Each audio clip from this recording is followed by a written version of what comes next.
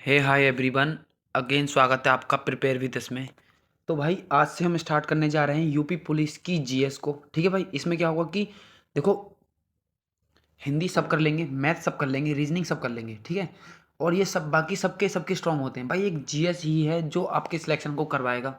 या तो इसी सिलेक्शन होगा या तो नहीं होगा, ठीक है भाई। इसके एक क्वेश्चन से या तो 10 लाख बच्चे बाहर होंगे या तो एक क्वेश्चन से इसके 10 लाख बच्चे अंदर आ जाएंगे, ठीक है भाई। तो इसका एक एक क्वेश्चन मायने रखता है।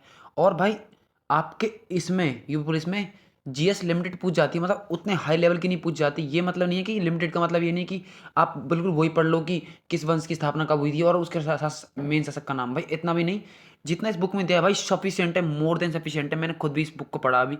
ये मोर देन सफिशियंट है भाई, इतना पढ़ लोगे एक क्वेश्चन बाहर नहीं जाएगा, एक क्वेश्चन भी। यूपी पुलिस के आप इसको एसएसजीडी के लिए भी ले सकते हैं या फिर अन्य जो आने वाली परीक्षा है, उसके लिए भी ले सकते हैं, क्योंकि ये बिल्कुल एग्जैक्ट येलो बुक जैसी है। इनफैक्ट इसमें येलो बुक से भी थोड़ा ज़्यादा ही डाटा है, ठीक है भाई। तो चीज़ें बेसिक से और अच्छी खासी क्लियर होंगी, ठीक है भाई, अच्छी खासी क्लियर होंगी। और लिमिटेड चीज़ें ज़्यादा हैवी नहीं है, क्योंकि एग्जाम जितना यू पुलिस में आता है उसके हिसाब से मोर देन सफिशिएंट है, ठीक है भाई, मोर देन सफिशिएंट है। और यहाँ से आपका बेस भी क्लियर हो जाएगा, ठीक है भाई। सबसे पहली बात ये थी हमारी यूपी पुलिस के लिए जीएस की इंपॉर्टेंस, ठीक है भाई। अब सीधा बिना टाइम गवाते हुए आज हम करने जा रहे हैं हिस्ट्री को। हिस्ट्री में भी आज हम स्टार्ट करेंगे प्राचीन भारत का इतिहास, ठीक है, प्राचीन भारत के इतिहास के स्रोत, ठीक है भाई। यहाँ स्टार्ट करेंगे और धीरे धीरे 1 से 2 वीडियो में प्राचीन भारत, 2 से 3 वीडियो में मध्यकालीन और 3 से 4 में वो कर लेंगे आधुनिक इतिहास, ठीक है भाई। तो बिना टाइम गवाते हुए सीधे बढ़ते हैं क्लास की ओर।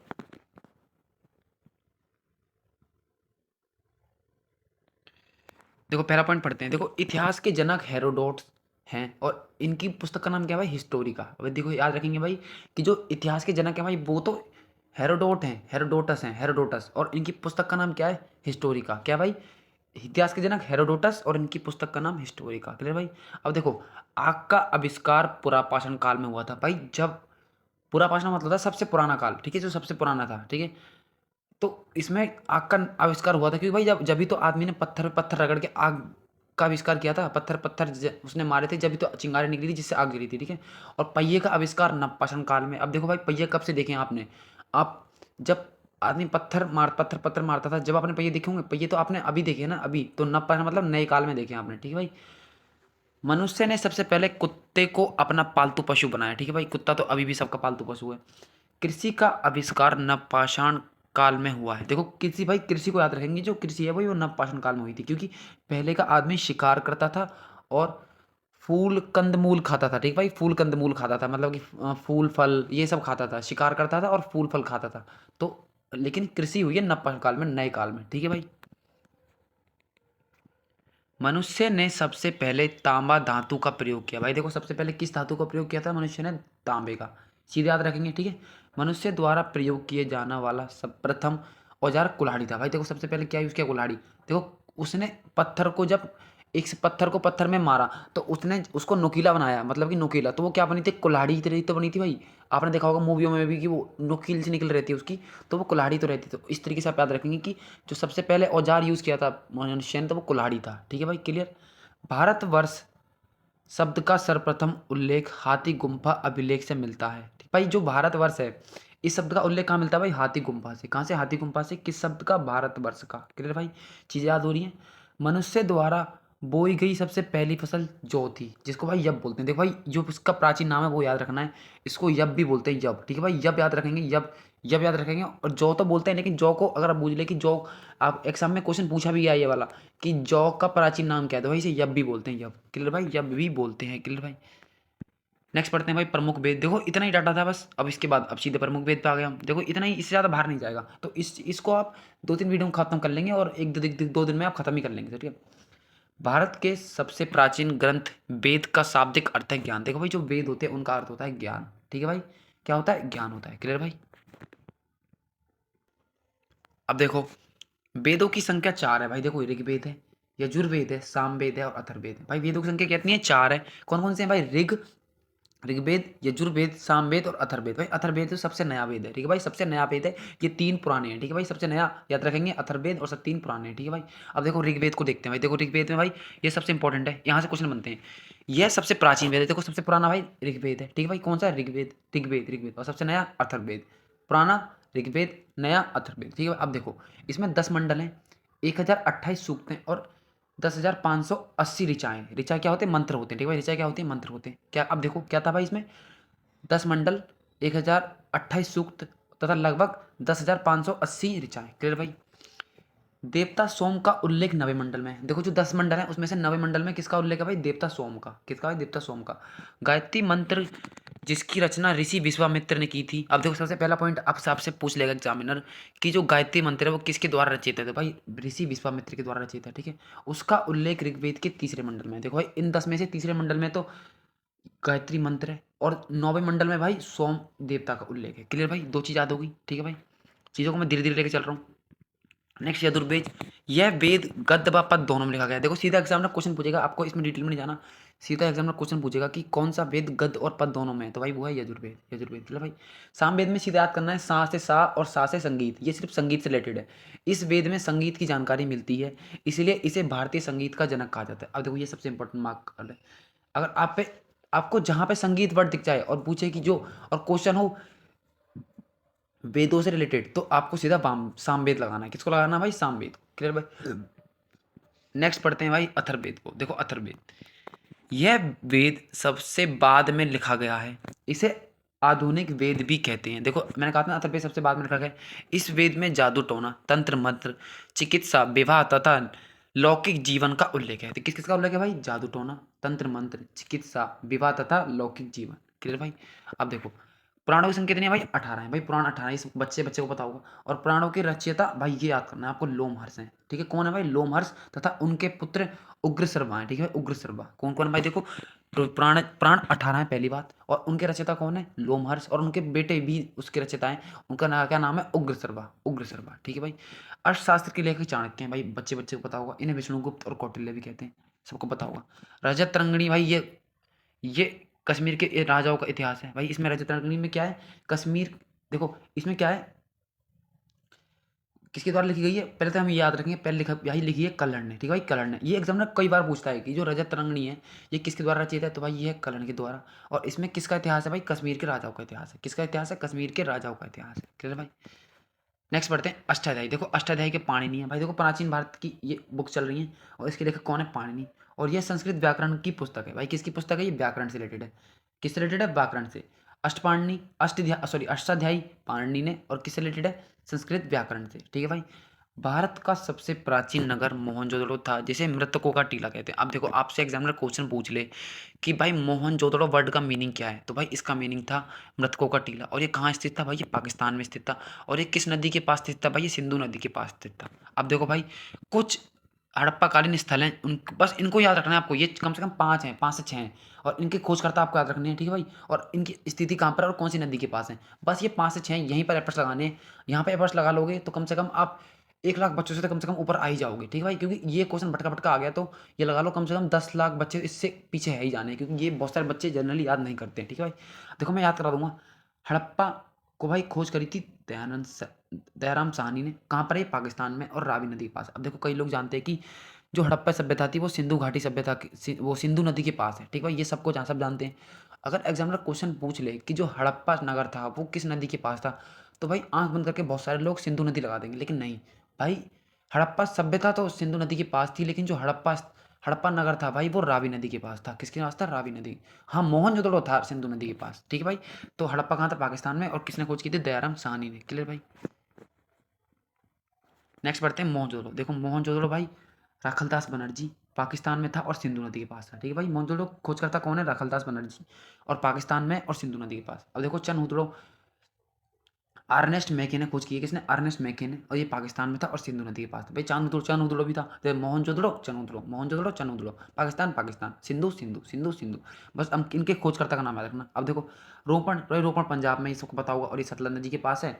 और यज्ञदत्त शर्मा ने, यज्ञदत्त शर्मा, ठीक है भाई। इनके ये इंपॉर्टेंट है भाई। देखो जो रोपण है वो किसके खोजकर्ता कौन है? यज्ञदत्त शर्मा। कहाँ पर है? पंजाब में। और रोपण देखो कालीबंगन। अब देखो देखो खोज किसने करी है? बालकृष्ण थापर ने। किसने की है? बालकृष्ण थापर ने। देखो बालकृष्ण थापर ने की है। और ये कहाँ पर है? राजस्थान में।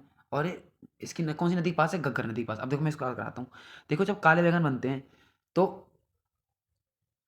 अगर किसी ने आपको काले बैगन ला के खिला दिए, आपके सामने रख दिए काले बैगन बना के, तो आप क्या दोगे उस पर थापड़, मतलब थप्पड़ दे दोगे। तो बालकृष्ण थापड़, ठीक है भाई। और काले काले बैगन कहाँ बनते हैं भाई? घर घर बनते हैं, घर घर, ठीक, घर घर बनते हैं भाई, घर घर बनते हैं काले बैगन, घर घर बनते हैं। और ये कहाँ पर? राजस्थान में, ठीक है भाई। आलमगीरपुर उत्तर प्रदेश, मेरठ में, सबको पता होगा, ये बहुत ईजी है। और ये हिंडन नदी के पास है। और इसको इसको यगदत्त शर्मा ने किया। किसने भाई? यगदत्त शर्मा ने। इसको भी यगदत्त शर्मा ने, और रोपड़ को भी, ठीक है। खोज करता कौन है? यगदत्त शर्मा, चले भाई। अब देखो बनावली, भाई बनावली है, बनावली खोज करता है RS बिस्ट। RS बिस्ट हरियाणा में और सरस्वती नदी के पास है। किसने भाई? किसने? RS बिस्ट ने, हरियाणा और सरस्वती नदी के पास है। भाई धौलावीरा याद रखना है, मोस्ट इंपॉर्टेंट है, मोस्ट इंपॉर्टेंट। धौलावीरा में इंपॉर्टेंट कर लेंगे। JP जोशी ने, ठीक है भाई। धौलावीरा JP जोशी, गुजरात और लून नदी के पास है, ठीक है भाई। धौलावीरा कहाँ है? गुजरात में और लून नदी के पास है। देखो लोथल भाई, SR राव ने गुजरात में, भोगवा के, ठीक है भाई। देखो भोग कहाँ लगाते हैं? थल पे भाई, लोथल पे, ठीक है, थल पे। भोग कहाँ लगता है? थल पे, ठीक है भाई, ऐसे याद कर लेंगे। और राखीगढ़ी हरियाणा में, और सरस्वती एवं दृष्टद्रती नदी के पास है। सरस्वती एवं दृष्टद्रती नदी के पास है। क्लियर भाई। अब देखो सिंधु घाटी सभ्यता स्टार्ट होगी यहाँ से, ठीक है। सिंधु घाटी सभ्यता का काल भाई 2500 से 1750, सबसे इंपॉर्टेंट लाइन यहीं से निकल गई। कितने? 2500 से 1750, पहली बात। और सिंधु घाटी सभ्यता की खोज राय बहादुर दयाराम साहनी ने, मैंने बताया ना पहले, क्योंकि देखो जो जो इसके पहले नगर की खोज करता थे कौन थे? दयाराम साहनी थे, जिन्होंने हड़प्पा की खोज की थी, हड़प्पा नगर की। वहीं से इसका नाम सिंधु घाटी सभ्यता या हड़प्पा सभ्यता पड़ा था। तो कौन है? तो वही तो होंगे, दयाराम साहनी, ठीक है भाई। और अब देखो नेक्स्ट पॉइंट पढ़ते हैं। सिंधु घाटी सभ्यता का प्रमुख बंदरगाह लोथल था। याद रखना क्या था? लोथल था, ठीक है भाई। और सिंधु घाटी सभ्यता की लिपि भाव चित्रात्मक थी। कौन थी भाई? भावात्मक या फिर भाव चित्रात्मक बोल सकते हैं, ठीक है, थी। और यह लिपि दाएं से बाएं लिखी जाती थी। कैसे लिखी जाती भाई? दाएं से बाएं लिखी जाती थी। किस तरीके से? दाएं से बाएं लिखी जाती थी। होप क्या क्लियर हो गई, ठीक है भाई। यहाँ से इस तरीके से लिखी जाती थी, इस तरीके से, ठीक है भाई, दाएं से बाएं लिखी जाती थी। क्लियर भाई। नेक्स्ट पढ़ते हैं। मोहनजोदड़ो से एक कांसे की मूर्ति की नृत्य की मिली है, ठीक है भाई। ये आपको पता होगा, एक कांसे की मूर्ति जो नृत्य की है वो कहाँ से मिली? मोहनजोदड़ो से। जुते हुए खेत के साक्ष्य से कालीबंगन से मिले। जुते हुए खेत के साक्ष्य से कहाँ से मिले? कालीबंगन से। अब ये वन लाइनर है जो आपको याद रखने, वन लाइनर, ठीक है भाई। मोहनजोदड़ो से प्राप्त सबसे बड़ी इमारत अन्नागार थी भाई। क्या थी? अन्नागार। और सबसे बड़ा स्नानागार भी यहीं से प्राप्त हुआ है, ठीक है भाई। नेक्स्ट पढ़ते हैं। अग्निकुंड लोथल तथा कालीबंगन से प्राप्त हुए। कालीबंगन का अर्थ है काले रंग की चूड़ियां। आप देखो सबसे पहला पॉइंट निकल गया। जो हम कालीबंगन अभी तक पढ़ते आ रहे हैं, इसका मीनिंग क्या है भाई? काली बंगन तो क्या होगा? काले रंग की चूड़ी। क्या होगा भाई? काले रंग की चूड़ी। और जो अग्निकुंड भाई, जो आग का कुंड होता है जहां पर आग जलाई जाती है, वो लोथल तथा कालीबंगन से मिला है। और लोथल क्या था? बंदरगाह भी था, ठीक है भाई। ये इंपॉर्टेंट याद रखने, इस तरीके से आपको चीज़ों को कनेक्ट करना है। चावल के साक्ष्य लोथल से मिले हैं। कहाँ से मिले? लोथल से मिले हैं। सिंधु सभ्यता के लोग मातृ देवी की पूजा करते थे। किसकी भाई? मातृ देवी की पूजा करते थे, मतलब माताओं की। क्लियर भाई।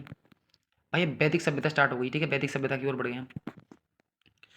वैदिक काल को दो भागों में विभाजित किया जा सकता है। देखो एक तो ऋग्वैदिक काल था और एक उत्तर वैदिक काल था। क्या था भाई? ऋग्वैदिक काल 1500 से 1000 तक था, और उत्तर वैदिक 1000 से 600 तक था। और टोटल इसका, ठीक है भाई, तो क्या था? जो ऋग्वैदिक काल था वो 1500 से 1000 था, और जो उत्तर वैदिक काल था वो 1000 से 600 है, ठीक है। याद रखना इंपॉर्टेंट है। अब देखो आर्य द्वारा निर्मित सभ्यता वैदिक सभ्यता थी। देखो भाई जो वैदिक सभ्यता है इसकी निर्माता कौन थे भाई? वो आर्य थे, ठीक है भाई।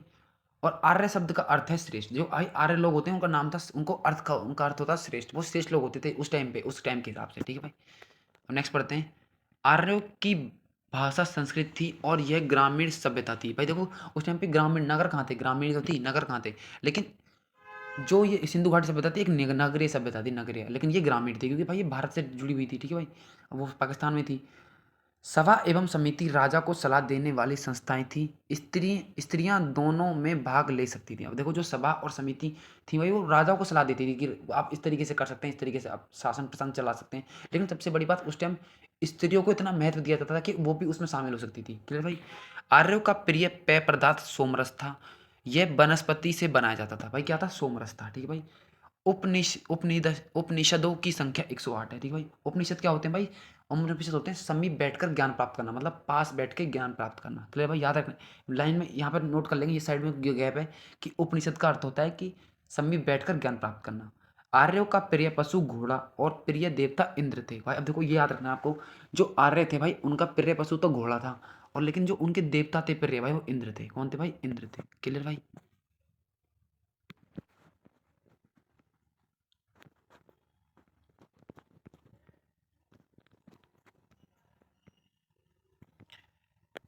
अब देख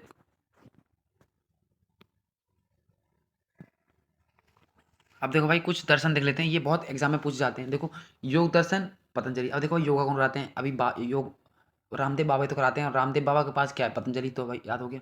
अब देखो न्याय, भाई न्याय हो गौतम बुद्ध। गौतम बुद्ध तो भाई न्याय देते थे, सबको न्याय देने का काम करते थे, याद हो गया।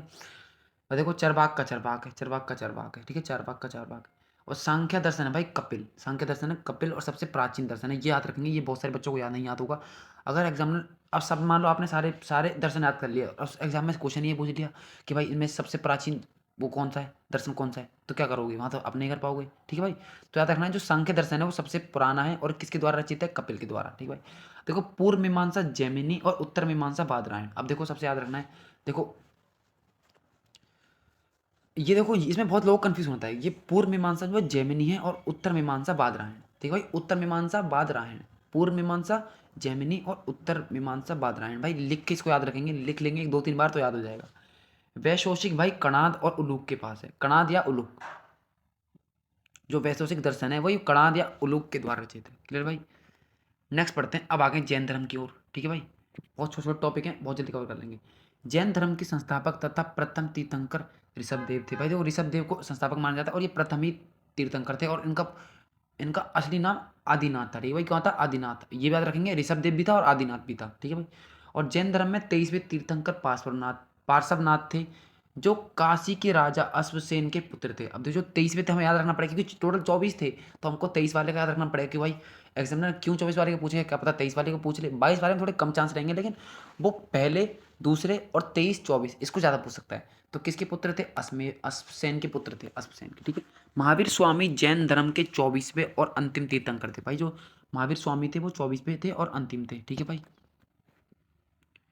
जैन धर्म में कर्म फल से मुक्ति हेतु निम्न त्रिरत्न का अनुशीलन अवश्य होता है। देखो ये तीन दर्शन दर्शन दिए गए हैं, तीन मतलब वो हैं, ये जो त्रिरत्न बोलते हैं, त्रिरत्न, ठीक है, त्रिरत्न ये किसमें, ये हैं भाई जैन धर्म से संबंधित। अब कौन कौन से भाई, सम्यक दर्शन, सम्यक ज्ञान और सम्यक आचरण। क्या क्या है भाई, सम्यक दर्शन, सम्यक ज्ञान और सम्यक आचरण। आपको याद रखना है, डायरेक्ट याद रखना है कि जो जैन धर्म में त्रिरत्न है वो कौन कौन से हैं भाई, एक सम्यक दर्शन है, एक सम्यक ज्ञान है, और एक सम्यक आचरण है, ठीक है भाई। नेक्स्ट महावीर स्वामी का जीवन परिचय। अब देखो भाई इनका जन्म 540 ईसा में कुंडग्राम वैशाली बिहार में होता है। कहाँ होता है, 540 में, और कुंडगाम वैशाली बिहार में, ठीक है भाई। और पिता पिता थे सिद्धार्थ, ठीक है भाई। और ज्ञात्रक कुल के प्रधान थे, कहाँ के भाई, ज्ञात्रक कुल के प्रधान थे। और माता थी त्रिशला, कौन थी माता, त्रिशला। पत्नी थी यशोदा, और माता कहाँ से थी, लिच्छवी शासक चेटक की बहन थी, लिच्छवी जो शासक थे उन जो चेटक थे उनकी बहन थी। पत्नी यशोदा, पुत्री प्रियदर्शना, और दामाद जमाली था, दामाद जमाली था। अब देखो इन्होंने गृह तक त्याग कब किया था भाई, 30 वर्ष की आयु में, लेकिन अपने बड़े भाई से परमिशन ली थी पहले, ऐसे नहीं खुद चले गए थे। 30 वर्ष की आयु में बड़े भाई नंदीवर्धन से अनुमति लेके, ठीक है भाई। और ज्ञान प्राप्ति यानी केवल्य, भाई ज्ञान प्राप्ति को क्या बोलते हैं, केवल्य बोलते हैं, याद रखेंगे। एग्जामिनर पूछता है कि प्राचीन काल में ज्ञान प्राप्ति को किस नाम जाना जाता है, भाई केवल नाम जानता है। गृह त्याग के 12 वर्ष बाद यानी 42 साल की आयु में जंबिक ग्राम में ऋजुपालिका नदी के तट पर साल के वृक्ष के नीचे, भाई ज्ञान प्राप्त कहाँ हुआ था, ऋजुपालिका नदी के तट पर साल वृक्ष के, भाई साल वृक्ष था, साल वृक्ष, वृक्ष कौन सा था, साल वृक्ष था। जैसे महात्मा बुद्ध को पीपल के वृक्ष के नीचे पारा मिला है, इन्हें साल वृक्ष के नीचे, ठीक है भाई। मृत्यु भाई 72 वर्ष की आयु में 468 ईसा पूर्व पावापुरी राजगीर में हुई थी। कहाँ हुई थी, 468 ईसा पूर्व पावापुरी राजगीर में। और नोट, भगवती सूत्र महावीर स्वामी के जीवन पर प्रकाश डालता है। जो भगवती सूत्र जो एक ग्रंथ है वो किस पे प्रकाश डालता है, महावीर स्वामी के जीवन पर, क्लियर भाई। नेक्स्ट पढ़ते हैं भाई, महावीर स्वामी का प्रतीक चिन्ह सिंह है। भाई कौन है, सिंह, सिंह यानी शेर है। देखो भाई क्या याद रखेंगे, ये याद रखेंगे कि जो महावीर स्वामी है उनका प्रतीक चिन्ह था, सिंह था, ठीक है भाई। जैन साहित्य को आगम कहा जाता है, क्या कहा जाता है, आगम कहा जाता है, क्या कहा जाता है, आगम कहा जाता है। और जैन धर्म तीर्थंकरों की जीवनी कल्प सूत्र नामक पुस्तक में है, जो भद्रबाहु द्वारा लिखी गई है। जो ये जो जैन धर्म के जो 24 तीर्थंकर है उनकी जो जीवनी है, मतलब उनका जो जीवन था उसके सब कुछ के बारे में कल्प सूत्र के बारे में बताया गया है, ठीक है। और जो किसने लिखी है, भद्रबाहु ने, किसके द्वारा, भद्रबाहु ने। याद रखेंगे कि जो हमें जो 24 तीर्थंकरों की जानकारी मिलती है भाई वो हमें मिलेगी कल्पसूत्र से, और लिखी किसने, भद्रबाहु ने। इस तरीके से तोड़ के याद रखेंगे, ठीक है भाई। अब मौर्योत्तर युग में मथुरा जैन धर्म का प्रसिद्ध केंद्र था। जब मौर्य काल चल रहा था उस टाइम पे बौद्ध और जैन धर्म दोनों एक्टिव थे, ठीक है भाई। और उस टाइम पे इनका कौन सा जो हेडक्वार्टर था जो बहुत प्रसिद्ध था भाई वो मथुरा वाला था, ठीक है भाई। और खजुराहो भाई जो मध्य प्रदेश में, बच्चों को पता होगा, आपको ये पता, हमारी यूनेस्को साइट भी है ये वाली। में जैन मंदिर का निर्माण चंदेल शासकों ने कराया था। किसने कराया था? चंदेल शासकों ने कराया था। प्रथम जैन संगीति 300 ईसा पूर्व में पाटलिपुत्र में हुई थी, ठीक है भाई। 2 ही जैन संगीति हुई हैं, और बहुत संगीति लगभग 4 के समथिंग हुई है, ठीक है। अब हम उसको पढ़ेंगे तो वहाँ पे देख लेंगे उस चीज़ को, लेकिन जैन संगीति 2 हुई है, ठीक है भाई। पहले हुई थी 300 ईसा पूर्व में पाटलिपुत्र में, और जिसकी अध्यक्षता स्थूलभद्र ने की थी। किसने की थी भाई? स्थूलभद्र ने 300 ईसा पूर्व में पाटलिपुत्र में। इस तरीके से याद करेंगे। और दूसरी जैन संगीति हुई थी बल्लभी, जो कि गुजरात में, बल्लभी गुजरात में, जिसके अध्यक्ष भाई देवर्षि क्षमा शरवण थे। कौन थे भाई? देवर्षि क्षमा शरवण, देवर्षि क्षमा शरवण, देवर्षि क्षमा शरवण। क्लियर भाई? ठीक है भाई, इस तरीके से याद करेंगे, ठीक है भाई। नेक्स्ट पढ़ते हैं बौद्ध धर्म। अब देखो बौद्ध धर्म स्टार्ट हो गया हमारा भाई। फोकस करके पढ़ते रहेंगे, बस चीज़ों को क्लास में याद कराने की गारंटी मेरी है। मैं इतनी बार रिपीट कर दूंगा चीज़ों को कि आपको मेहनत करनी नहीं पड़ेगी, ठीक है भाई। नेक्स्ट पढ़ते हैं बौद्ध धर्म। देखो बौद्ध धर्म के संस्थापक गौतम बुद्ध हैं, बच्चे बच्चे को पता होगा। और इन्हें एशिया की ज्योति या लाइट ऑफ एशिया बोलते हैं भाई। बहुत सारे बच्चों को नहीं पता होगा, बहुत सारे बच्चों को पता भी होगा। ईजी था, इसमें कुछ हार्ड नहीं है, ठीक है भाई।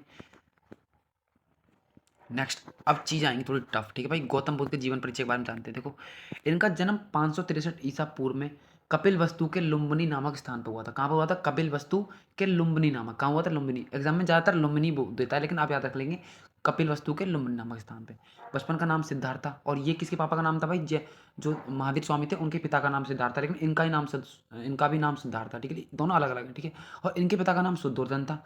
और माता थी माया देवी। कौन थी? माता थी माया देवी। इनकी माता की मृत्यु इनके जन्म के 7वें दिन हो गई थी। जैसे ही पैदा हुए थे 7वें दिन मौत हो गई थी। और लेकिन इनकी जो सेवा की थी इनकी मौसी ने की थी, प्रजापति गौतमी ने, ठीक है भाई। और फिर अब देखो पूरा पढ़ते हैं। गई इनकी देखभाल इनकी मौसी मौसी प्रजापति गौतमी ने की थी। किसने की थी? प्रजापति गौतमी ने, प्रजापति गौतमी ने, क्लियर भाई। और पत्नी थी भाई यशोधरा। कौन थी? यशोधरा थी पत्नी, पत्नी यशोधरा थी। गौतम बुद्ध का विवाह 16 वर्ष की आयु में हुआ था। कब हुआ था? 16 वर्ष की आयु में। पुत्र राहुल था। बहुत सारे बच्चे याद रखेंगे भाई, पुत्र कौन थे? राहुल थे। गृह त्याग किया था इन्होंने 29 वर्ष की अवस्था में। कितने वर्ष की अवस्था में? कितने वर्ष की अवस्था में भाई? 29 वर्ष की अवस्था में, मतलब कि शादी के 13 साल बाद गृह त्याग कर दिया था, मतलब कि, ठीक है। और जिसे महाविनिष्क्रमण बोलते हैं भाई, जो गृह त्याग था उसको बोलेंगे, याद रखेंगे भाई, महाविनिष्करण। भाई इनकी चीज़ों को याद रखेंगे आप। इनके पहले उपदेश को भी मतलब इस तरीके से बोला जाता है। कुछ ऐसे ही संस्कृत वर्ड है वो आपको याद रखने हैं, ठीक है भाई। तो हमें पहले याद रखना है कि जो गृह त्याग है उसको बोलते हैं महाविनिष्करण कर्मण, ठीक है भाई। अब देखो प्रथम उपदेश, इन्होंने प्रथम उपदेश दिया था सारनाथ में, जिसे धर्म चक्र परिवर्तन कहते हैं। अब जो पहला उपदेश था उसे बोलते हैं धर्म चक्र परिवर्तन। सारनाथ में दिया था। कहाँ दिया था? सारनाथ में, ठीक है भाई। और मृत्यु हुई थी 483 ईसा में, 80 वर्ष की आयु में, कुशीनगर उत्तर प्रदेश। भाई कुशीनगर उत्तर प्रदेश ये सबको पता होगा। और नामक स्थान पर हुई थी, ठीक है भाई। और हो गई थी, जिसे बौद्ध धर्म में महापरिनिर्वाण कहते हैं भाई। क्या कहते हैं? महापरिनिर्वाण। इनकी मृत्यु को महापरिनिर्वाण कहते हैं। और प्रथम उद्देश्य को धर्म चक्र परिवर्तन कहते हैं। और गृह त्याग को महाविनिष्क्रमण कहते हैं, ठीक है भाई। क्लियर भाई? अब देखो मैंने बताया था। अब देखो जो इनके जीवन में सब कुछ प्रतीक हैं। देखो मैंने क्या बताया था आपको, जब इनको ज्ञान प्राप्त हुआ तो पीपल के वृक्ष के नीचे प्राप्त हुआ था। तो भाई उसके लिए तो ज्ञान प्राप्त के लिए तो भाई पीपल का वृक्ष ही है। अब देखो गृहता क्या हुआ था, ये अपने घोड़े पे ही तो गए थे बाहर। जब इनको पहली बार जिंदगी में घर से बाहर निकले, देख रहे थे साइड में कि एक गरीब व्यक्ति दिखाता, एक बूढ़ा व्यक्ति दिखाता।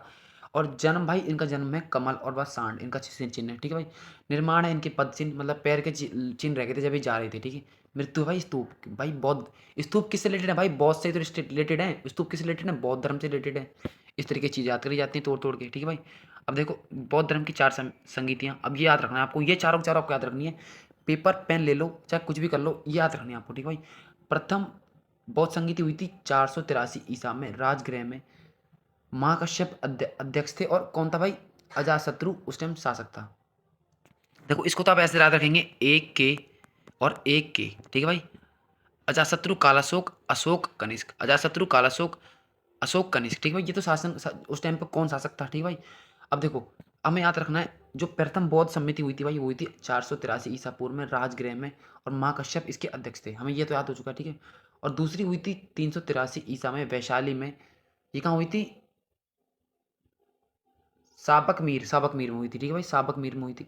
और तीसरी हुई थी भाई 350 या 51 ईसा पूर्व में पाटलिपुत्र में। और मोगली पुत्र तिस्त तिस्त इसके वो थे, अध्यक्ष थे, ठीक है भाई। और प्रथम शताब्दी में हुई थी भाई चौथी, ठीक है। प्रथम शताब्दी में चौथी हुई थी, जिसको जो कि कुंडल वन में हुई थी जो कश्मीर में, और अध्यक्ष कौन थे? वासुमित्र थे। कौन थे भाई? वासुमित्र थे। कौन थे भाई? वासुमित्र थे। कौन थे? वासुमित्र थे। क्लियर भाई? ये आपको याद रखनी पड़ेगी, थोड़ी यहाँ मेहनत कर लेंगे, ठीक है भाई। अब देखो कुछ इंपॉर्टेंट बात। चतुर्थ बौद्ध संगीति के बाद बौद्ध धर्म दो भागों में हीनयान तथा महायान में विभाजित हो गया। अब देखो, अगर आपसे क्वेश्चन जनरल ये पूछ ले कि हीनयान तथा महायान शाखाएं किससे संबंधित हैं, अब ऑप्शन में जैन धर्म और बौद्ध धर्म हो, तो आप किस पर आएंगे? तो भाई बौद्ध धर्म संबंधित है, ठीक है। बौद्ध साहित्य के 3 पिटक, सुत्त पिटक, विनय पिटक और अभिधम पिटक हैं। भाई देखो, जो बौद्ध साहित्य, जो बौद्ध के बारे में जो भी जितनी चीज़ें बताई गई हैं वो इन 3 पिटकों में बताई गई है। कौन कौन से हैं भाई? सुत्त पिटक में, विनय पिटक में और अभिधम पिटक में, ठीक है भाई। और बौद्ध धर्म का प्रचार पाली भाषा में किया गया था। भाई देखो, उस टाइम पे जो बौद्ध धर्म की फेमस भाषा थी वो थी पाली भाषा, ठीक है भाई। अब नेक्स्ट पढ़ते हैं भाई ईसाई धर्म, ठीक है। ईसाई धर्म की ओर आ गए हम, ठीक है भाई। बढ़ते सीधे ईसाई धर्म की ओर। ईसाई धर्म के संस्थापक ईसा मसीह हैं। कौन है भाई? ईसा मसीह हैं, ठीक है भाई। ईसा मसीह सबको पता होगा, ठीक है भाई।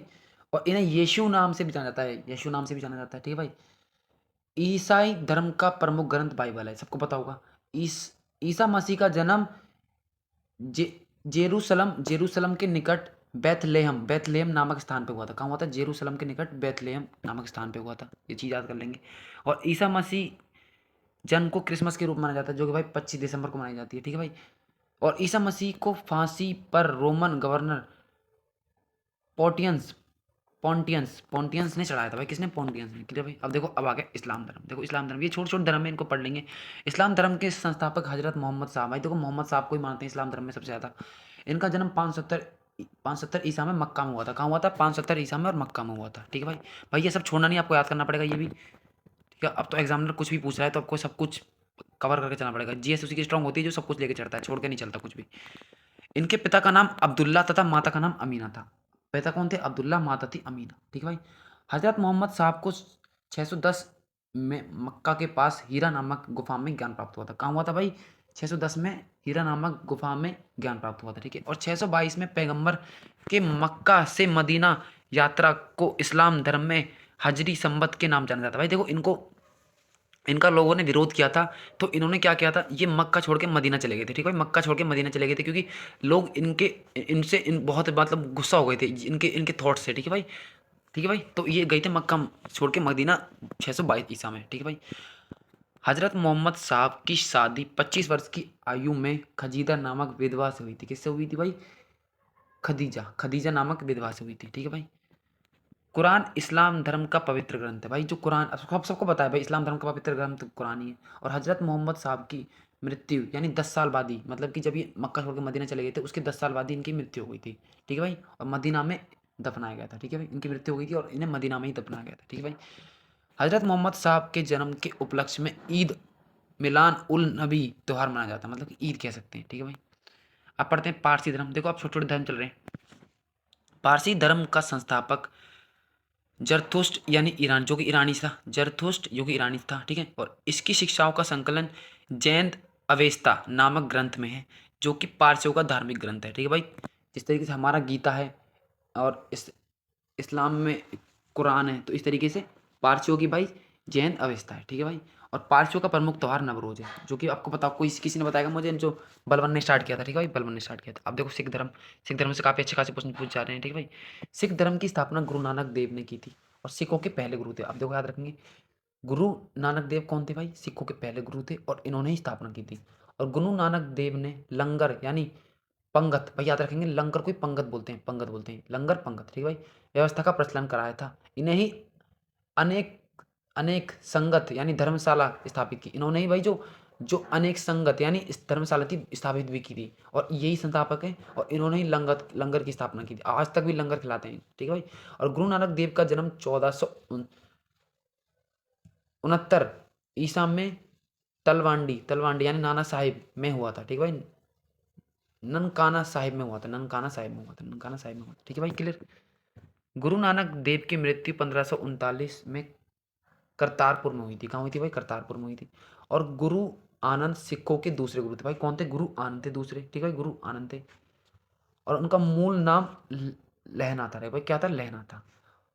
गुरुमुखी लिपि का आरंभ गुरु आनंद ने किया था। भाई जो किसने किया था? दूसरे गुरु ने किया था। किसने? दूसरे गुरु ने, ठीक है भाई। अब इनकी एक लैंग्वेज बन चुकी है आप, ठीक है भाई। और गुरु अर्जन देव सिखों के 5वें गुरु थे।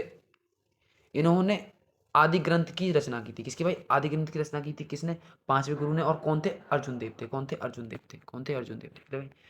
मुगल बादशाह जहांगीर ने अर्जुन देव की हत्या 1606 में राजकुमार राजकुमार खुसरो की सहायता करने के कारण करवा दी थी। देखो इन्होंने हेल्प की थी राजकुमार खुसरो की, तो इसके बारे में ये भड़क गया और जहांगीर ने गुरु अर्जुन देव की 1606 में हत्या करवा दी थी। भाई ये बहुत बड़ी बड़ी बड़ी मतलब हिस्टोरिकल मूवमेंट है, बहुत बड़ी मतलब कि उनकी हत्या करा दी थी। सिखों के 10वें व अंतिम गुरु गुरु गोविंद सिंह थे। कौन थे भाई? गुरु गोविंद सिंह थे। कौन थे? गुरु गोविंद सिंह थे। इनका जन्म 1666 ईसा में पटना में हुआ था और इनके निवास स्थान को आनंदपुर साहिब कहते हैं। क्या बोलते हैं? आनंदपुर साहिब कहते हैं, जो अंतिम गुरुदेव थे। ठीक है भाई। अब देखो खालसा पंथ की स्थापना 1699 में बैसाखी के दिन गुरु गोविंद सिंह ने की थी। मतलब किसने? 10वें गुरु, अंतिम गुरु भी कह सकते हैं, अंतिम गुरु ने। ठीक है भाई। अब देखो सिकंदर पे आ गए। अब इसके बाद स्टार्ट हो जाएगा हमारा मौर्य काल। ठीक है भाई। देखो सिकंदर का जन्म 1556 ईसा में हुआ था।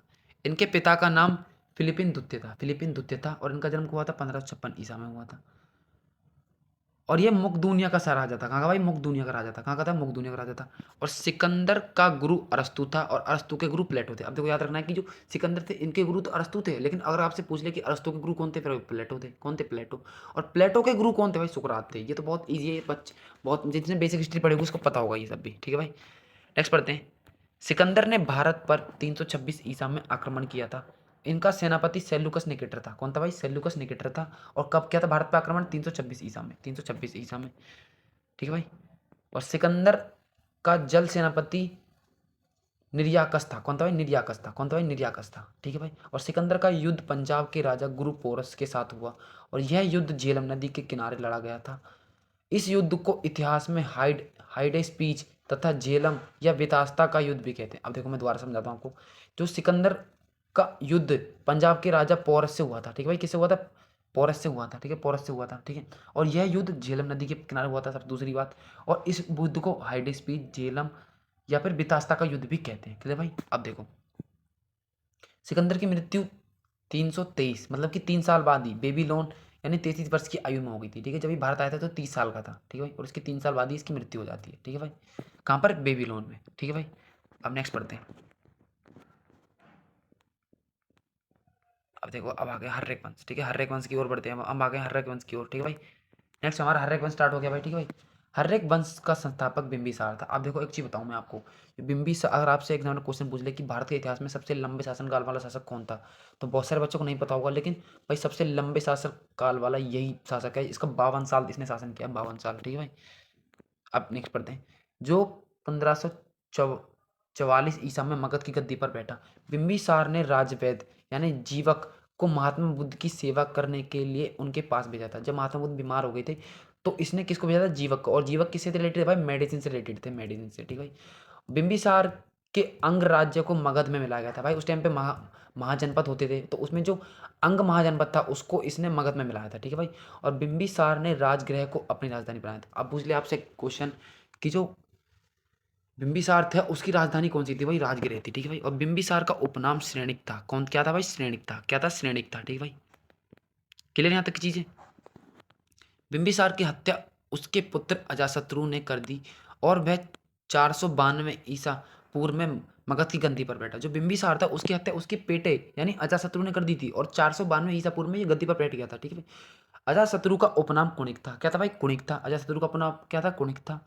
अजाशत्रु की हत्या उसके पुत्र उदयन ने की थी। मतलब कि बेटे को, बाप को बेटे ने मारा और उसके बेटे ने उसे मार दिया। मतलब कि इसे पितृहंता वंश भी बोलते हैं। पितृहंसा वंश। ठीक है। पितर को, सॉरी, पिता हंता वंश भी बोलते हैं। ठीक है भाई। अब देखते हैं नेक्स्ट। और उसकी हत्या उदयन ने कर दी थी। और उदयन ने गंगा व सोन नदी के संगम पर पाटलिपुत्र यानी कुसुमपुर नगर की स्थापना की थी। और वह जैन धर्म का अनुयायी था। जो भाई जो उदयन था वो किस किस धर्म का अपना अनुयायी था? वो जैन धर्म का अनुयायी था। हर्यक वंश का अंतिम राजा उदयन का पुत्र नगद नागदशक था। क्या तो भाई? नागदशक था। भाई जो देखो, अब देखो इसमें चार ही हुए। ठीक है, चार ही हुए। बिंबिसार, अजाशत्रु, उदयन और उदयन के बाद नागदशक। ठीक है भाई। ठीक है भाई। अंतिम कौन था? नागदशक था। ले भाई। अब पढ़ते हैं नेक्स्ट शिशुनाग वंश को पढ़ते हैं। शिशुनाग वंश स्टार्ट हो गया भाई। शिशुनाग ने अपनी राजधानी पाटलिपुत्र से बदलकर वैशाली में स्थापित की। शिशुनाग ने अवंती राज्य को मगध में मिलाया। ठीक है, जैसे उसने अंक को मिलाया, इसने अवंती को मिलाया।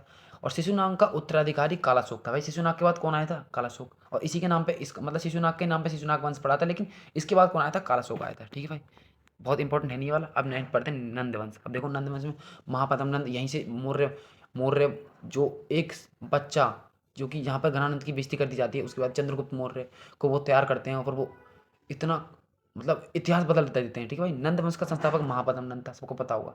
नंद वंश का अंतिम राजा घनानंद था, इसी की वजह से। ठीक है भाई, और ज़्यादा सर्वाधिक धनी राज्य एवं विशाल सेना के लिए प्रसिद्ध था। घनानंद सिकंदर के समकालीन था। इसको चंद्रगुप्त मौर्य ने युद्ध में पराजित करके मगध पर मौर्य वंश की स्थापना की थी।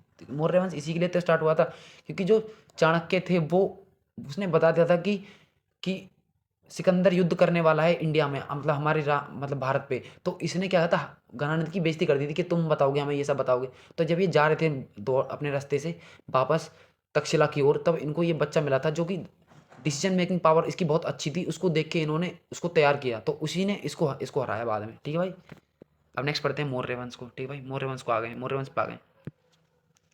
मौर्य वंश की स्थापना चंद्रगुप्त मौर्य ने 322 से 398 ईसा पूर्व। सबसे पहले याद रखेंगे कि जो मौर्य वंश का शासनकाल था कितना था? 322 से 298 ईसा पूर्व तक था। और चंद्रगुप्त मौर्य को सेंड्रोकोटस भी कहा जाता है। देखो सेंड्रोकोटस किसको कहते हैं? चंद्रगुप्त मौर्य को। मौर्य भाई, इनके प्रधानमंत्री कौन थे? चाणक्य थे, तो उन्होंने तो सिखाया सब कुछ। और इनकी सहायता से चंद्रगुप्त मौर्य ने घनानंद को हराया था। मैंने बताया था घनानंद को हराया था। और चाणक्य ने अर्थशास्त्र पुस्तक को लिखा। अभी हम ऊपर पढ़ा था ये बात। और ये भाई ये बुक अर्थशास्त्र उससे रिलेटेड नहीं थी, मतलब कि पैसे से रिलेटेड नहीं थी, पैसे से थोड़ा बहुत थी पैसे से, लेकिन ये मेनली रिलेटेड थी भारतीय राजनीति से। मतलब कि किस तरीके से एक योद्धा की क्या रणनीति रहती है किसी और को हराने के लिए। ठीक है भाई, तो उस पे थी। ठीक है, चंद्रगुप्त मौर्य 322 ईसा में मगध की गद्दी पर बैठा और चंद्रगुप्त मौर्य ने जैन धर्म का अनुयायी था। अब देखो जो चंद्रगुप्त मौर्य था भाई, किस धर्म से मानता था? वो जैन धर्म को। मैंने आपको बताया था कि चंद मौर्य वंश के समकालीन जैन और बौद्ध दोनों धर्म थे, लेकिन ये किसके तरफ गया था? ये गया था भाई जैन धर्म की ओर। ठीक है भाई, और चंद्रगुप्त मौर्य के धार्मिक गुरु भद्रबाहु थे। कौन थे? भद्रबाहु थे। मेगास्थनीज जो सेल्यूकस निकेटर का राजदूत था, वह चंद्रगुप्त मौर्य के दरबार में रहता था। मेगास्थनीज ने इंडिका नामक पुस्तक लिखी है। क्या लिखी है भाई? इंडिका नामक पुस्तक किसने लिखी है? मेगास्थनीज ने। और ये किसका राजदूत था? ये सेल्यूकस निकेटर। राजदूत क्या होते हैं? जो किसी के द्वारा भेजे जाते हैं। तो किसके थे ये? सेल्यूकस निकेटर के थे। और ये कहाँ रहते थे? चंद्रगुप्त मौर्य के दरबार में। चलो भाई, इस तरीके से याद करते हैं चीज़ों को तोड़ के। चंद्रगुप्त मौर्य की मृत्यु 298 ईसा में, मैंने आपको बताया था 322 से 298 तक श्रवण बेरगोला कर्नाटक में हुई थी, क्योंकि इन्होंने व्रत रखा था। जैन धर्म में एक व्रत होता है, उस व्रत को रख के इसने अपने प्राण त्याग किए थे। भाई, अब इसके बाद इसका बेटा बिंदुसार गद्दी पाता है। ठीक है भाई, चंद्रगुप्त मौर्य का उत्तराधिकारी बिंदुसार था, जो कि 298 ईसा में मगध की गद्दी पर बैठा। बिंदुसार को अमित्र घात भी कहते हैं। मैं क्या कहते हैं? बिंदुसार को अमित्र घात भी कहते हैं। अमित्र घात का अर्थ होता है शत्रु या विनाशक। भाई जो अमित्र घात होता है वो क्या होता है? शत्रु या विनाशक। सीरिया के शासक एंटियोकस प्रथम ने डायमेकस नामक एक राजदूत को बिंदुसार के दरबार में भेजा था। भाई जो बिंदुसार था, इसके दरबार में जो सीरिया के शासक एंटियोकस थे प्रथम थे, उन्होंने डायमेकस को भेजा था। ठीक है भाई, और बिंदुसार को वायु पुराण में भद्रसार तथा जैन ग्रंथों में सिंहसेन कहा जाता है। देखो ये भी जैन धर्म से रिलेटेड था, और इसको जो जैन के ग्रंथ हैं उसमें क्या कहा जाता है? सिंहसेन कहा गया। क्या कहा? सिंहसेन कहा गया। क्लियर भाई, नेक्स्ट पढ़ते हैं भाई, अशोक को पढ़ते हैं भाई, ये बहुत इंपॉर्टेंट है अशोक। बिंदुसार का उत्तराधिकारी अशोक, जिसे महान अशोक भी कहते हैं, ठीक है, जो कि 269 ईसा पूर्व में मगध की राजगद्दी पर बैठा। अशोक ने कश्मीर में श्रीनगर नामक नगर बसाया था। अब देखो सबसे इंपॉर्टेंट पास निकल आएगी। जो अशोक था इसने क्या किया था? इसने भाई किया था जो कश्मीर है उसमें श्रीनगर, जो कि आपको पता होगा कि आज भी श्रीनगर है कश्मीर में, तो उसको बसाया था। ठीक है, और राजगद्दी पर बैठने के समय अशोक अवंती का राज्यपाल था। ठीक है भाई, कहाँ का था ये? अवंती का। अवंती क्या था भाई? अवंती आपको पता होगा वो था, महाजनपद था। ठीक है भाई, और पुराणों में अशोक अशोकरवर्धन, ठीक है, अशोकरवर्धन कहा गया। क्या भाई? क्या कहा है? अशोकरवर्धन कहा गया। ठीक है भाई, और अशोक ने राजगद्दी पर बैठने के 8 वर्ष बाद यानी 261 ईसा में कलिंग पर आक्रमण कर दिया और कलिंग की राजधानी तोसली पर अधिकार कर लिया। भाई देखो इसने इतना नरसंहार मचा दिया इस युद्ध के बाद, इसने इसके बाद युद्ध ही करना छोड़ दिए। मतलब इसने इतनी हत्याएं कर दी थी कलिंग के जो युद्ध में, इसको इसका जी विचलित हो गया था। ठीक है भाई, अब देखो डिटेल में जानते हैं एक बार। कलिंग के युद्ध का वर्णन 13वें शिलालेख में मिलता है। किसे मिलता है? कौन से 13वें शिलालेख में मिलता है? अशोक के धार्मिक गुरु उपगुप्त तथा अशोक की माता का नाम क्या था भाई? शुभद्रांगी था। क्या था भाई? इनकी माता क्या नाम था? शुभद्रांगी। और धार्मिक गुरु कौन थे? उपगुप्त थे। ठीक है भाई, चीज क्लियर होगी। नेक्स्ट पढ़ते हैं। अशोक ने बौद्ध धर्म के प्रचार के लिए अपने पुत्र महेंद्र एवं पुत्री संघमित्रा को श्रीलंका पूछा। भाई देखो ये क्वेश्चन अभी कुछ प्रीवियस ईयर में आया था, मैंने कल परसों एक मॉक दिया था, उसमें ये क्वेश्चन पूछा था कि अशोक ने अपनी बेटी और बेटे यानी महेंद्र और संघमित्रा को कहाँ भेजा था? भाई इसको भेजा था श्रीलंका में। ठीक है भाई, अशोक के शिलालेख यानी 1837। भाई इसको जो शिलालेख है सबसे पढ़े पढ़े गए हैं भाई जेम्स प्रिंसेप के द्वारा। कब पढ़े गए थे? 1837 में। ठीक है भाई, 1837 में। ठीक है भाई, क्लियर भाई। ने इसकी संख्या 14 है। भाई इसकी संख्या कितनी? 14 से 14 थे इसके। और 13वें में इसके कलिंग के युद्ध के बारे में बताया गया है। अशोक के शिलालेखों की खोज 1750 में और 1837 में पढ़े गए थे। ठीक है भाई, टी फेंथलर ने की थी। किसने? 1750 में टी फेंथलर ने खोज करी और 1837 में जेम्स प्रिंसेप ने पढ़ लिए थे। ठीक है भाई, मौर्य शासक 332 ईसा से 185 ईसा पूर्व यानी 137 वर्ष तक रहा था। जो मौर्य शासन था भाई कितना टाइम तक चला था? जो मौर्य वंश था वो कब तक चला था? 332, जबकि जिस टाइम हमारा चंद्रगुप्त बैठा था 185 ईसा तक बैठ चलता था। ठीक है, और मौर्य वंश का अंतिम शासक भद्रथ था। इसकी हत्या इसके सेनापति पुष्यमित्र शुंग ने की थी, क्योंकि इसके बाद शुंग वंश आ जाएगा। ठीक है भाई, और अशोक का नाम देवनाम प्रिय और प्रियदर्शी था। क्या भाई? देवनाम प्रिय और प्रियदर्शी था। और प्रियदर्शी होता है देवताओं का प्रिय। ठीक है भाई, देवताओं का प्रिय। क्लियर भाई। नेक्स्ट आ गया भाई शुंग वंश की ओर। पुष्यमित्र शुंग ने 185 ईसा पूर्व में शुंग वंश की नींव डाली और वह मौर्य का सेनापति था। वह ब्राह्मण जाति का था। भाई जो पुष्यमित्र शुंग था भाई, इसने क्या किया था? उसके अंतिम यानी भद्र भद्र क्या था? उसके अंतिम शासक कौन था भाई? बृहद्रथ था ना। बृहद्रथ को मार के शुंग वंश की स्थापना कर दी थी। कब की थी? 185 में। क्योंकि क्योंकि मौर्य वंश का शासन काल क्या है भाई? 322 से 185 है, तो 185 में यही तो आ जाएगा। ठीक है भाई, नेक्स्ट आ गया।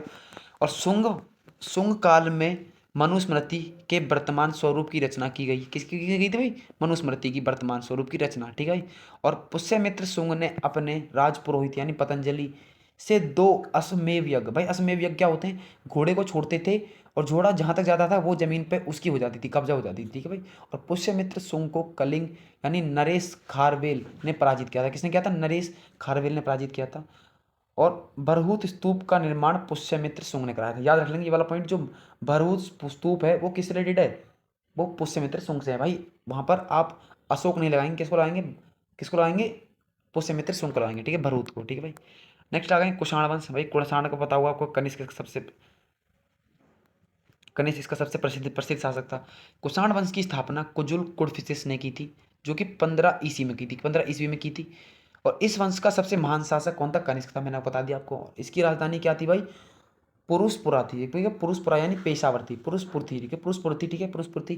महान शासक कनिष्क था। और संस्थापक कौन थे? कुजुल कड़फिसेस। और कब की थी? 15 ईसा में। ठीक है भाई, और कुषाणों की दूसरी राजधानी मथुरा थी। कुषाणों की दूसरी राजधानी कौन थी? मथुरा थी।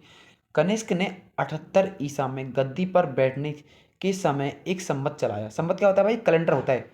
हर किसी का संवत होता है। जैसे आज हमारा हिंद संवत जो चल आज के टाइम पे जो संवत चल रहा है वो एक कैलेंडर है, जिसको हम मानते हैं कि होली इसमें अब बताएगा, दिवाली अब पहले ही पता चल जाता है। तो उस तरीके से इनका भी एक कैलेंडर होता था, तो उसको संवत बोलते हैं। वो जो इसने संवत लाया था उसको भाई शक संवत कहते हैं। क्या कहते हैं? शक संवत। क्योंकि भाई कुषाण वंश में था तो शक संवत था। ठीक है भाई, ठीक है भाई, यह संबंध भारत सरकार द्वारा प्रयोग में लाया जा रहा है। देखो जो अभी जो हमारे टाइम वर्तमान में जो कैलेंडर चल रहा है उसको भाई शक संबंध कहते हैं, शक संबंध। ठीक है भाई, और किसने के द्वारा स्टार्ट किया था? ये कुषाणों के द्वारा। ठीक है भाई, कनिष्क के दरबार में चरक जो कि राजवैद्य, मैंने बताया था ना चरक किससे थे? मेडिसिन थे। ठीक है भाई, मेडिसिन से कौन थे? चरक थे। ठीक है भाई, और चरक ने क्या लिखी? चरक संहिता लिखी थी। इसी नाम से याद हो रहा है, चरक संहिता। नेक्स्ट भाई, गुप्त गुप्त साम्राज्य की ओर आ गए। गुप्त साम्राज्य की ओर देखो, ये तो बहुत इजी, बहुत बच्चों को पता होगा कि जो गुप्त साम्राज्य था इसके संस्थापक कौन थे? श्रीगुप्त थे। कौन थे भाई? श्रीगुप्त थे। गुप्त वंश के प्रथम महान सम्राट भाई चंद्रगुप्त प्रथम थे। भाई चंद्रगुप्त प्रथम थे, ये सबको पता होगा। प्रथम कौन थे? चंद्रगुप्त प्रथम थे। 319 ईसा में गद्दी पर बैठते ही इसे ही गुप्त वंश का वास्तविक संस्थापक माना जाता है। और चंद्रगुप्त प्रथम ने महाराजा धीराज की उपाधि धारण की थी। अब देखो एग्जामिनर क्वेश्चन क्या पूछता है कि जो गुप्त वंश था उसमें महाराजा धीराज की उपाधि किसके पास थी भाई, वो चंद्रगुप्त प्रथम के पास थी, ठीक है भाई। और चंद्रगुप्त प्रथम ने गुप्त संवत 319 से 320 ईसा में चलाया था। मैंने बताया था ना, कैलेंडर होता है, कैलेंडर, इनका भी कैलेंडर था गुप्त संवत। तो कब था, 319 से 320 में, ठीक है भाई। और बैठे 319 में जब भी चला दिया तो 1 साल चलाया था बस, ठीक है भाई। चंद्रगुप्त प्रथम का उत्तराधिकारी समुद्रगुप्त था, जो 355 ईसा में राजगद्दी पर बैठा था। कब बैठा था, 355 में राजगद्दी पर बैठा था। समुद्रगुप्त को भारत का नेपोलियन भी कहा जाता है। क्या कहा जाता है, भारत का नेपोलियन किसको कहा जाता है, समुद्रगुप्त को कहा जाता है, ठीक है भाई। और समुद्रगुप्त के दरबारी कवि हरिसेन थे। कौन थे भाई, हरिसेन थे। कौन थे, हरिसेन थे। कौन थे भाई, हरिसेन थे, ठीक है भाई। जिन्होंने इलाहाबाद प्रशस्ति लेख लिखा है भाई, जो हरिसेन है इन्होंने क्या लिखा है, इलाहाबाद प्रशस्ति लेख लिखा है, ठीक है भाई। और समुद्रगुप्त विष्णु का उपासक था भाई, जो समुद्रगुप्त था वो विष्णु का उपासक था। याद रखेंगे ये वाली चीज़, वन लाइनर थी। नेक्स्ट पढ़ते हैं भाई, अब चीज़ों को धीरे धीरे पढ़ रहे हैं, आराम से पढ़ रहे हैं।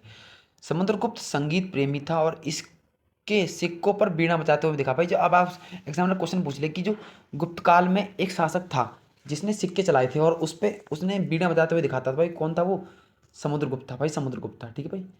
और समुद्रगुप्त का उत्तराधिकारी चंद्रगुप्त द्वितीय था। अब भाई चंद्रगुप्त द्वितीय आ गया, ठीक है भाई। और चंद्रगुप्त द्वितीय ने विक्रमादित्य की उपाधि धारण की, इसलिए इसे चंद्रगुप्त विक्रमादित्य भी कहा जाता है, क्योंकि इसने विक्रमादित्य की उपाधि धारण की थी। क्लियर भाई, ये चीज़ याद होगी। अब देखो सबसे इंपॉर्टेंट बात, ये क्वेश्चन काफी बार रिपीट होता है कि चंद्रगुप्त द्वितीय के समय चीनी यात्री फाहियान भारत आया था। कौन आया था भाई, चीनी यात्री। कौन, क्या नाम था, फाहियान। किसके समय आया था, चंद्रगुप्त द्वितीय के समय। और चंद्रगुप्त द्वितीय के दरबार में आर्यभट्ट, धनवंतरी, ब्रह्मगुप्त, ब्राह्मीर जैसे विद्वान रहते थे, ठीक है भाई। इतने विद्वान रहते थे इसके इसके दरबार में, ठीक है भाई। और नालंदा विश्वविद्यालय की स्थापना कुमारगुप्त ने की थी। किसने की थी, कुमारगुप्त ने की थी, क्योंकि इसको नष्ट करवा दिया था, ठीक है, बख्तियार खिलजी के द्वारा इसको नष्ट कर दिया था।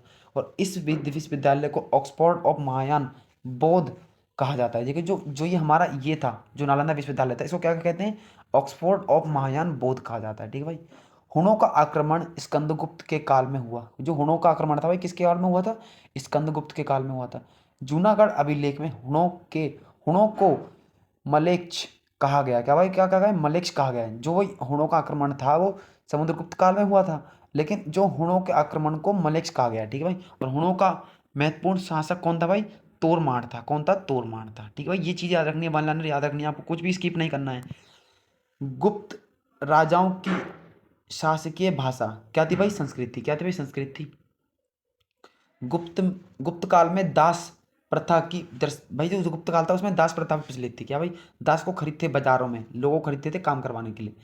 संस्कृत भाषा के प्रसिद्ध कवि कालिदास चंद्रगुप्त द्वितीय के दरबार में थे भाई। जो कालिदास थे वो किसके दरबार में, चंद्रगुप्त द्वितीय के दरबार में थे। कालिदास के द्वारा रचित अभिज्ञान शकुंतलम प्रथम भारतीय रचना है जिसका अनुवाद यूरोपीय भाषा में हुआ था, ठीक है भाई। जो अगर आपसे एग्जाम क्वेश्चन पूछ ले कि भारतीय पहली रचना कौन सी है जो कि यूरोपीय भाषा में अनुवाद हुई थी, मतलब ट्रांसलेट हुई थी, तो भाई कौन सी, अभिज्ञान शकुंतलम थी, ठीक है, लव स्टोरी टाइप में ही। सांस्कृतिक उपलब्धियों के कारण गुप्त काल को भारत के इतिहास का स्वर्ण युग भी कहते हैं भाई। देखो क्या कहते हैं, अगर आपसे एग्जाम में क्वेश्चन पूछ ले कि कौन सा युग भारत के इतिहास का स्वर्ण युग कहलाता था, भाई वो गुप्त काल है, गुप्त काल है, ठीक है, याद रखें कौन सा काल है, गुप्त काल है। क्लियर भाई। नेक्स्ट पढ़ते हैं, पुष्यभूति वंश का वंश या वर्धन वंश, ठीक है, वर्धन वंश, ठीक है। इसके संस्थापक पुष्यभूति थे भाई, जिसका नाम होता है उसका ही संस्थापक होता है। इसकी राजधानी थानेश्वर थी, ठीक है भाई। ऐसे इसको ऐसे बोलते हैं, थानेश्वर का पुष्यभूति वंश, ठीक है भाई, थानेश्वर का पुष्यभूति वंश। तो इसकी राजधानी क्या थी, थानेश्वर थी, जो कि हरियाणा में थी। इसकी पुत्री का नाम राजश्री था तथा राजश्री का विवाह कन्नौज के राजा ग्रहवर्मन के साथ हुआ था। किसके साथ हुआ था, ग्रहवर्मन के साथ हुआ था। हर्ष और पुलकेशिन द्वितीय के बीच नर्मदा नदी के तट पर युद्ध हुआ था, क्योंकि तो हर्ष ही इसमें मेन रोल निभाएगा, ठीक है भाई। चीनी यात्री हेनसांग भाई, इसके टाइम पे हेनसांग आया था, उसके टाइम पे फाइयान आया था, ठीक है भाई, हेनसांग आया था। चीनी यात्री किसके टाइम पे आया था, हर्षवर्धन के टाइम पे आया था, कि हर्षवर्धन के दरबार में आया। वह नालंदा विश्वविद्यालय में पढ़ने के लिए भारत आया था। हेनसांग ने शूद्रों को कृषक कहा है। जो शूद्र हैं, जो सबसे निचला वर्ग है, क्या कहा है, उसको कृषक कहा है, ठीक है भाई। बाणभट्ट हर्षवर्धन का दरबारी कवि था, जिसने हर्षचरित और कादम्बरी नामक पुस्तक लिखी। देखो याद रखना है कि जो अब इसमें क्या पॉइंट निकल रहा है कि जो बाणभट्ट की 2 पुस्तकें उनका नाम बताइए, प्रचलित जो हैं भाई, एक तो हर्षचरित है और एक कादम्बरी है, क्योंकि हर्ष के टाइम की है तो हर्षचरित हो जाएगी और एक कादम्बरी है। क्लियर भाई। हर्षवर्धन द्वारा रचित नाटक भाई प्रियदर्शनी, रत्नावली, नागानंद थी। भाई देखो बहुत इंपॉर्टेंट है, ये बहुत इंपॉर्टेंट है, ये कई बार पूछा जाता है। ये मतलब कि कितने सैकड़ों एग्जाम में कितनी बार ये क्वेश्चन बन चुका है कि जो हर्षवर्धन की 3 रचनाएं थी प्रमुख, कौन से 3 रचित नाटक थे, कौन कौन से थे? एक प्रियदर्शिका, रत्नावली और नागानंद। ठीक है भाई। अब पढ़ते हैं दक्षिण भारत के प्रमुख राजवंश को। क्लियर भाई? ठीक है भाई। अब देखो दक्षिण भारत में पढ़ते हैं, पहले पढ़ते हैं पल्लव वंश। देखो पल्लव वंश के वास्तविक संस्थापक सिंह विष्णु थे। कौन थे भाई? ये सिर्फ आपको सुनना है, यहाँ पे ज़्यादा ध्यान नहीं देंगे, लेकिन हाँ चीज़ों को यहाँ पर भी कवर करना है। मैंने जस्ट बोल दिया, दिमाग में ये नहीं रखना कि मैंने बोल दिया तो ध्यान नहीं देना, तो ध्यान दोगे नहीं। सिर्फ मैं चीज़ों को रीड करूँगा यहाँ पर, आपको यहाँ थोड़े कम एफर्ट लगाएंगे, लेकिन ऊपर का सारा पढ़ना है, उसके बाद इसको प्रायोरिटी देनी है। लेकिन इसको पढ़ना है क्योंकि यहाँ से क्वेश्चन बना तो खेल खत्म है, यहाँ से क्वेश्चन बन गया तो खेल खत्म है, तो ये पढ़ना पड़ेगा। पल्लव वंश के वास्तविक संस्थापक कौन थे? सिंह विष्णु थे। ठीक है भाई, कौन थे? सिंह विष्णु थे। महाबलीपुरम के रथ मंदिर का निर्माण पल्लव राजा नरसिंह वर्मन प्रथम ने कराया था। भाई जो महाबलीपुरम के जो रथ थे बहुत बड़े बड़े होते थे, किसने कराया था? नरसिंह वर्मन प्रथम ने कराया था। क्लियर भाई? नेक्स्ट पढ़ते हैं। नरसिंह वर्मन द्वितीय का दरबारी कवि, संस्कृत विद्वान, दंडी था, जिसने 10 कुमार चरित्र नामक पुस्तक लिखी है। भाई जो नरसिंह वर्मन द्वितीय था, उसका दरबारी कवि कौन था? जो संस्कृत विद्वान था भाई, वो दंडी था। और उसने कौन सी बुक लिखी है भाई? उसने लिखी है 10 कुमार चरित्र। ठीक है भाई। अब पढ़ते हैं चोल साम्राज्य को, जो कि बहुत इंपॉर्टेंट, यहाँ से बहुत क्वेश्चन बनते हैं। इस वंश का संस्थापक विजयालय था। कौन था? विजयालय चोल बोल सकते हैं था। और राजा विजयालय ने नरकेसरी की उपाधि धारण की थी। किसकी उपाधि धारण की थी? नरकेसरी की। इसकी राजधानी तंजौर थी। क्या थी भाई? तंजौर थी। और राज प्रथम ने श्रीलंका पर आक्रमण किया। वह वहां के राजा महेंद्र पंचम को भागना पड़ा। ठीक है, क्या हुआ? जो इसकी क्या क्या हुआ? भागना पड़ा। और जो राजराज प्रथम था वो शैव धर्म का अनुयायी था। किसका था? शैव धर्म का अनुयायी था। तंजौर में स्थित राजेश्वरम मंदिर को राज प्रथम ने बनवाया था। किसने भाई? जो तंजौर में स्थित जो राजेश्वरम मंदिर है वो किसने बनवाया था? राजराज प्रथम ने बनवाया था। यह मंदिर भगवान शिव को समर्पित है। किसको समर्पित है भाई? शिव को। भाई शैव से शिव ही तो है, शैव से शिव ही तो। और चोल वंश का अंतिम शासक राजेंद्र तृतीय था। कौन था भाई? राजेंद्र तृतीय था। क्लियर भाई?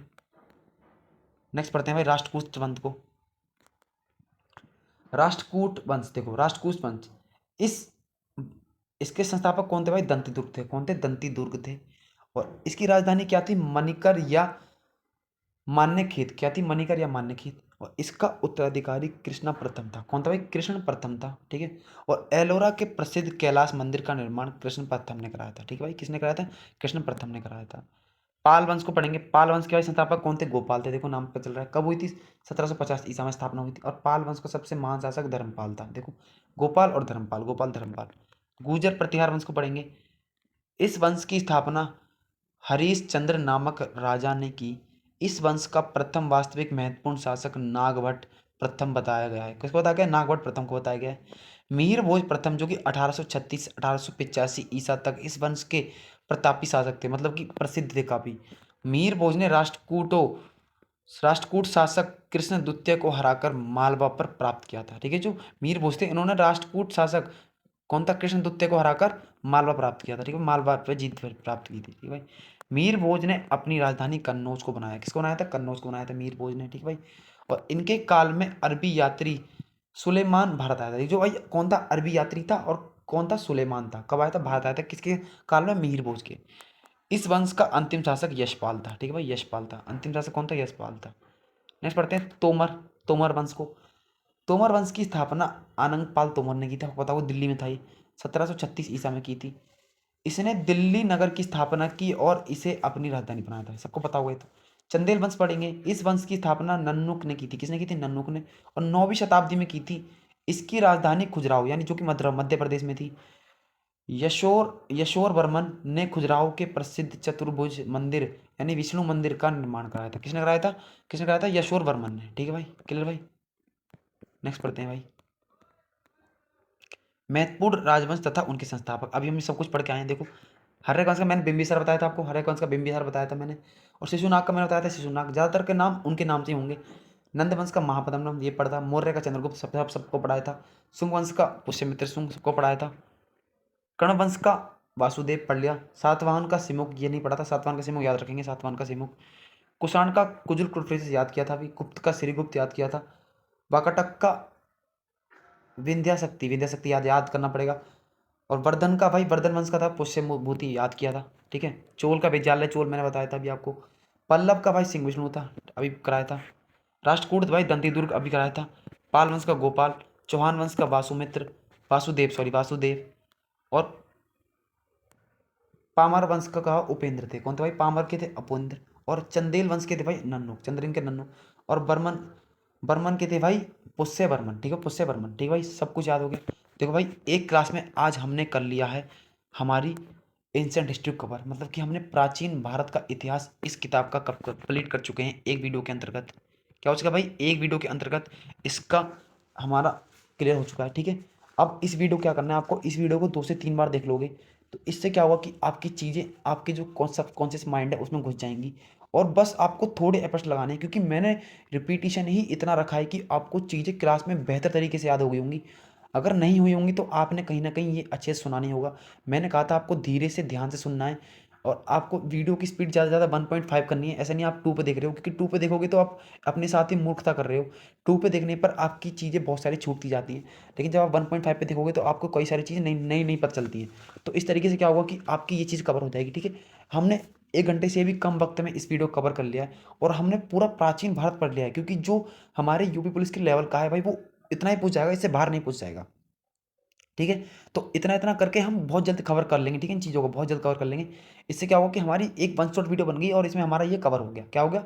हमारा एक ही वीडियो में कवर हो गया, और बहुत अच्छे तरीके से। और हमें क्लास में बहुत सारा कुछ याद हो गया है, जो हमें नहीं पता था आज से पहले वो पता चल गया, जो पता था वो रिवाइज हो गया। ठीक है, 2 फायदे होते हैं, पता होने से रिवाइज हो जाता है, और ना पता होने से हमें चीज़ें नहीं पता चल जाती हैं। और सबका समझाने का तरीका अलग होता है, मेरा समझाने का तरीका अलग है, और मैंने कुछ अच्छे तरीके से समझाया आपको, तो बता देना मुझे आपको कैसी लगी मेरी मेहनत। ठीक है भाई, और भाई चीज़ों को अब आपको ये हमें पे हमके पास अच्छा खासा टाइम है, तो इस टाइम को हमें यूटिलाइज़ करना है अच्छे तरीके से। ऐसा नहीं है हमारा एक दिन भी वेस्ट हो जाए, बिल्कुल नहीं, भी नहीं करना है, बिल्कुल भी नहीं सोचना है। सारे दिन बराबर जाने चाहिए, अच्छे तरीके से जाने चाहिए, और मेहनत रोज़ करनी है। ठीक है भाई, और इस तरीके से हम आगे बढ़ेंगे। और कैसी लगी क्लास आज की मुझे कमेंट करके बताएंगे। और यूपी पुलिस के लिए हिस्ट्री, एंशिएंट हिस्ट्री सफिशिएंट है, ना कोई मैराथन देखनी, ना कोई बुक पढ़नी, ना कोई नोट्स देखने।